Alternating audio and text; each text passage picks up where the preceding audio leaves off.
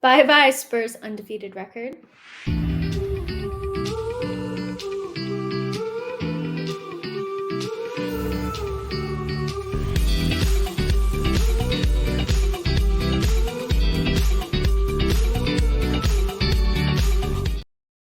Hey guys, welcome back to the channel. Welcome back to another match review. This is Spurs 1, Chelsea 4. And in this match review, I'm going to be going through all of the action. And by God, there was so much action. I think this is one of the craziest games that I've seen, at least for a long time. And it's definitely going to stick with me for a while. Go through all the key moments, players, my thoughts, my analysis. Stay tuned for everything that I have planned. If you like my channel, if you like my content, definitely make sure to drop it a like and sub to the channel as well. I'm trying to aim for posting like 5 times ish a week, slowly getting the content out. Still have like a lot of work that I need to do on my channel, but slowly but surely, I hope after this international break, we're going to be all sorted on that. So definitely keep your eyes on that because there's plenty of exciting things. Now let's get into this game. I honestly don't even know where to start. Because this game just had everything. It had offside goals, like galore. It had red cards. It had drama. And at the end of the day, it had a freaking Chelsea win, and I'm so pleased about it. Just on SofaScore, just looking at it, it's so funny to see red Tottenham red next to the name times 2. Um, so starting off, let's just maybe take a quick look at the starting 11 that Chelsea had played in this match. So no surprises here from the starting 11. Sanchez in goal, Reece James, Disasi, Thiago Silva, and Colwill starting at left back. Didn't love that. Obviously, he's a center back, and we'll talk a little bit more about Colwill in a bit. Caicedo and Fernandez making up the pivot, and then Cole Palmer, Conor Gallagher, Raheem Sterling, and Nico Jackson making up that starting 11. And from Spurs side, there really weren't any surprises here. Udogie was back fit, and Sam basically hit the nail on the head if you watched that match preview video. So just look at all of these goals, like offside and everything. It's absolutely insane. So let's just start off from the beginning, shall we? That Chelsea conceded a goal within the first 5 minutes of the game, and when that happened, I honestly thought that the scoreline might be reversed.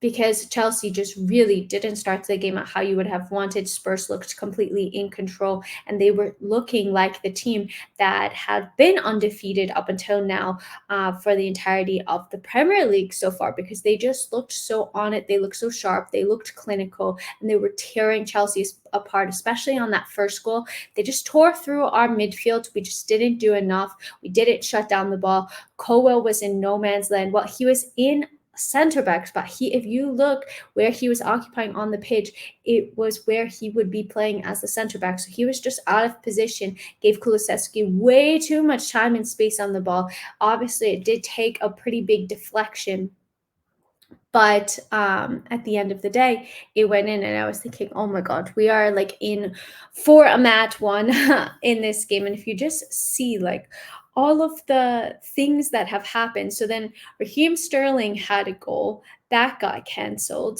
And I'm just taking a look at my notes. Okay.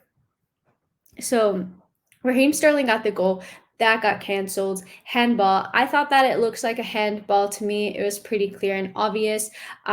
Raheem Sterling didn't even look like celebrating that much. So I think that he knew what this is missing. It's showing that a penalty is awarded, but it's missing that Caicedo actually scored. So instead of oh my God, sorry. It's 11:30 and I am just absolutely knackered. Instead of just allowing for the Caicedo goal, or well, not allowing for the Caicedo goal to stand, but instead of the Caicedo goal standing, which I was surprised that it was offsides, like that looked really tight to me.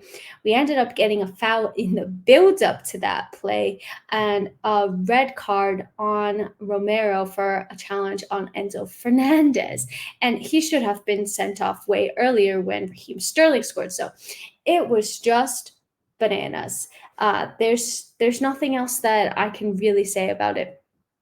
Cole Palmer steps up, cool as you like it, slots it past Vicario. Just it looked like he got a hand on it, and I was like, no, like please no, like especially my fantasy team, like I could not take it. If I got like -2 points for Cole Palmer penalty miss, but he put enough force and power through the ball. Got it. Chelsea level 1-1. Super, super happy with him. 3 out of 3 penalties. He's just looking ice cold. I love how he shushed the Spurs fans as well after he scored. And then, yeah, halftime comes. We have a couple of injuries for Spurs, and that's really unfortunate because Madison and Van de Ven have been phenomenal for them, and they've been at the heart of what Spurs have been doing well. They have been so important for them. So I was thinking that Chelsea maybe had a bit of a chance now, having those 2 players off and being at a one-man advantage. Then we get to the Udogie foul, and I was screaming at Sterling to pass the ball to Palmer because Chelsea were 3 against 2. I don't know if he did it on purpose, knowing that Udogie was going to have to foul him and then he was going to get sent off. I feel like you should just go for the goal, but Udogie gets sent off. Spurs are now down to 9 players. Like, this is so reminiscent of the Battle of Stamford Bridge, and Chelsea have to go on and win this game. And all of a sudden, you see this immense pressure onto Chelsea because Spurs are defending at one point in the game with a low block, and Chelsea are just passing the ball. And I was like, it is going to be so embarrassing if we don't win this game. Because we're up 2 men, so we absolutely have to win this game. I don't even want to see like the headlines if Chelsea don't win. And then there were a couple of opportunities where Chelsea looked like we could have scored. We didn't.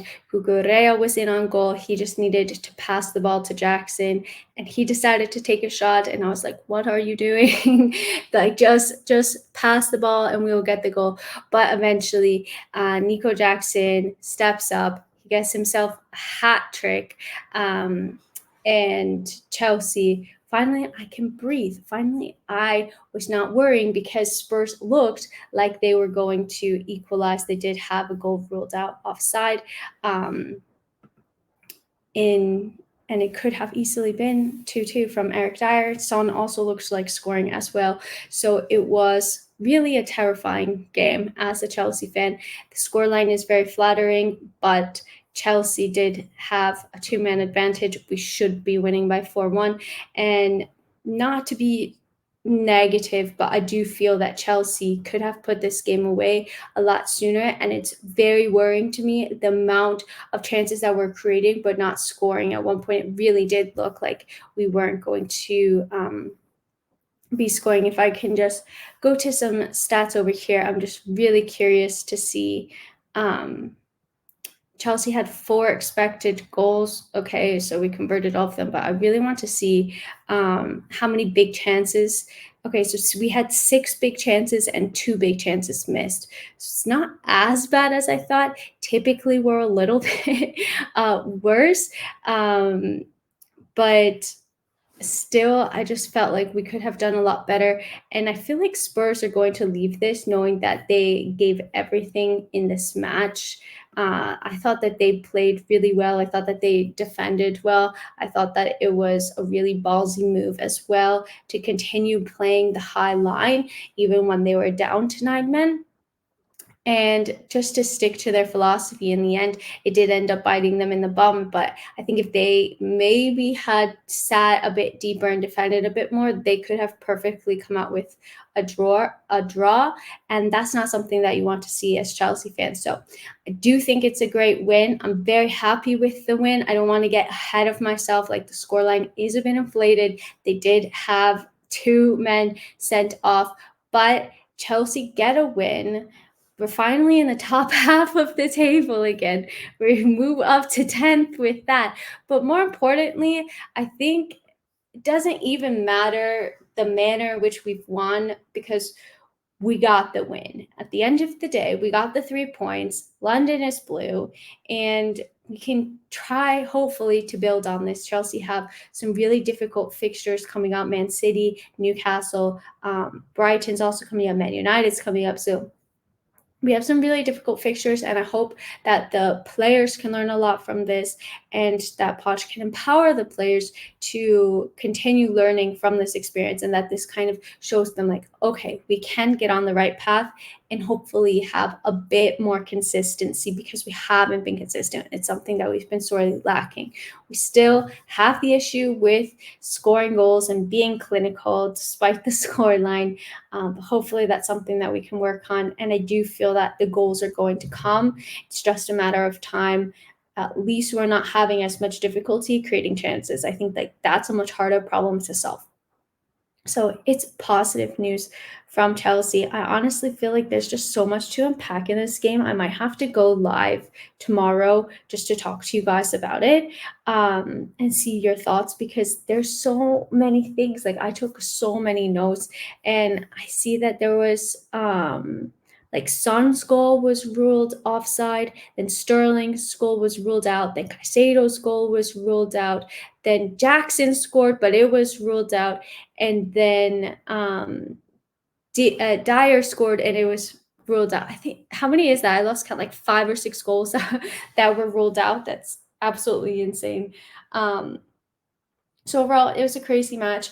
Super long. I do think that VAR is getting way too involved. It seems like VAR is meant to be used for clear and obvious errors, and it seems like they're so hesitant after all of the controversy that's happened over the past couple of weeks that they're scared to make any mistakes, and they're just checking everything, and something that should be a 5-10 second check is taking 2 to 3 minutes, and we saw 21 minutes of added time. And it was just really frustrating, because Chelsea would score and be like, yes, we scored, and then no, it gets chalked off for the finest line of margin, and then we score and it stays, but we're waiting for 5 minutes to confirm it. It's just really frustrating, and I think it's taking a bit of the spirit out of the game. So something needs to be done there as well. And I'm exhausted now because it's nearly midnight, and yeah, Chelsea the game has just gone on so long. But I really wanted to get this match review up for you guys tonight. Really crazy game. I'll try to go live tomorrow so that we can talk more about it. But let me know in the comments what you thought about this crazy game. Who is your man of the match, actually? Didn't talk about it. I mean, Jackson scored 3 goals, so maybe a bit easy to say him. I thought Cole Palmer was also really good, and he showed a lot of strength to put us level, especially with the stadium being as loud and rowdy as it is, especially in a London derby. Actually, I thought Vicario was phenomenal. And obviously, you're not going to have a man of the match from the team that lost, but he kept Spurs in it for so long.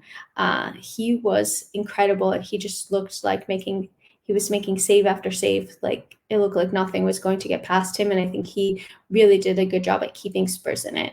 And he looked really good. But as for Chelsea, I'd probably say Palmer or Jackson would be my man of the matches. But what about you? What do you think? Just glad we didn't concede, because it was looking close there for a second that it was going to be a 2-2, but we managed to ride the wave, get some luck, and win a game. So I'm happy. Don't really care about the manner that we won it. Hopefully we can just move up from here. So let me know who your man of the match is. Let me know your thoughts about the game as well. And yeah, hope you guys get some sleep, because I know I'm exhausted. So have a great rest of your day, evening, or night, whatever time you're watching this. And until next time, I'm out. Bye.